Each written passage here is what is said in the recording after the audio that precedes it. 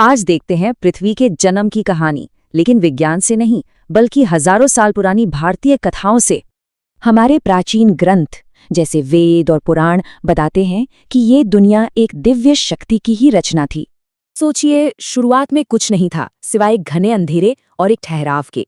इसी को शून्य कहा गया।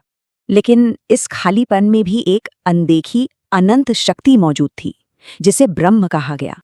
और जब रचना का वक्त आया तो इसी शक्ति से जन्म हुआ सृष्टिकर्ता यानी भगवान ब्रह्मा का। कथाओं के मुताबिक उनका जन्म भगवान विष्णु की नाभि से निकले एक कमल से हुआ। कितना खूबसूरत प्रतीक है। फिर ब्रह्मा ने बनाए पंच महाभूत, यानी वो 5 तत्व जिनसे पूरी कायनात बनी है। आकाश, वायु, अग्नि, जल और पृथ्वी, सब कुछ इन्हीं 5 तत्वों का अद्भुत मेल है। और मजे की बात तो ये है कि हमारा शरीर भी इन्हीं तत्वों से बना है। हम सब प्रकृति का ही हिस्सा हैं। तो अब आते हैं पृथ्वी पर। शुरू में ये ठोस नहीं थी, बल्कि एक अथाह पानी में डूबी हुई थी। इस हालात को संभालने के लिए भगवान विष्णु ने एक शक्तिशाली रूप लिया, वराह अवतार का।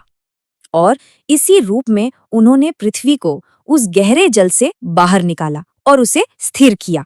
ये कहानी असल में एक प्रतीक है उस पल का जब धरती जीवन पनपने के लायक बनी।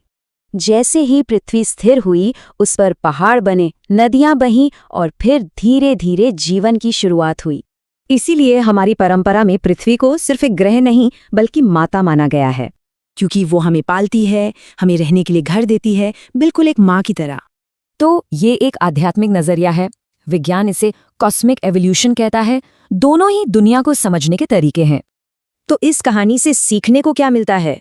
यही कि सब कुछ एक दूसरे से जुड़ा है और हमें तालमेल से रहना चाहिए।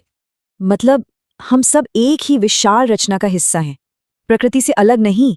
तो सोचने वाली बात यह है कि प्रकृति से जुड़ाव का यह हजारों साल पुराना संदेश आज भी कितना जरूरी है ना।